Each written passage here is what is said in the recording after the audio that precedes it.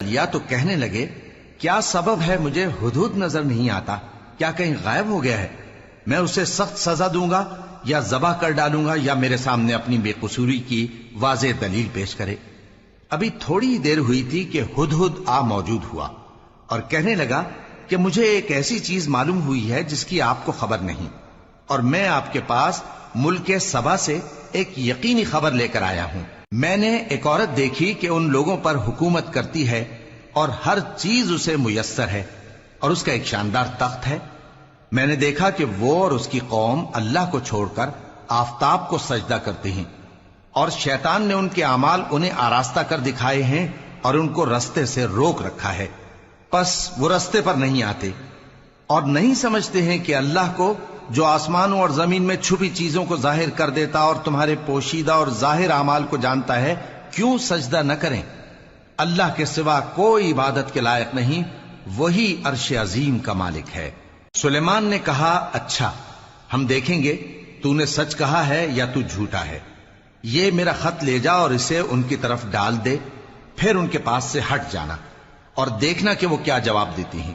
ملکہ نے کہا کہ دربار والوں، مجھ تک ایک نامہ گرامی پہنچایا گیا ہے، وہ سلیمان کی طرف سے ہے، اور مضمون یہ ہے کہ شروع اللہ کا نام لے کر جو بڑا مہربان نہایت رحم والا ہے، بعد اس کے یہ کہ مجھ سے سرکشی نہ کرو اور مطیع و فرما بردار ہو کر میرے پاس چلے آؤ۔ خط سنا کر کہنے لگی کہ اے اہل دربار، میرے اس معاملے میں مجھے مشورہ دو، جب تک کہ تم حاضر نہ ہو اور صلاح نہ دو میں کسی کام کا فیصلہ نہیں کیا کرتی۔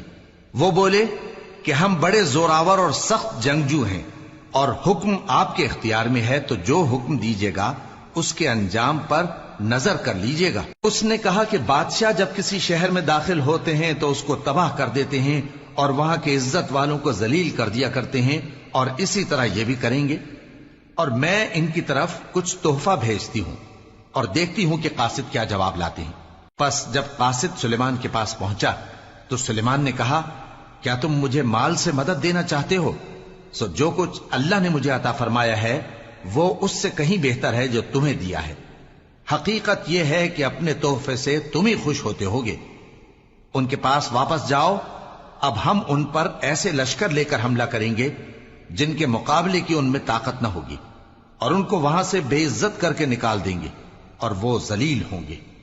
سلیمان نے کہا کہ اے دربار والو، کوئی تم میں ایسا ہے کہ قبل اس کے کہ وہ لوگ فرما بردار ہو کر ہمارے پاس آئیں، ملکہ کا تخت میرے پاس لے آئے؟ جنات میں سے ایک قوی ہیکل جن نے کہا کہ قبل اس کے کہ آپ اپنی جگہ سے اٹھیں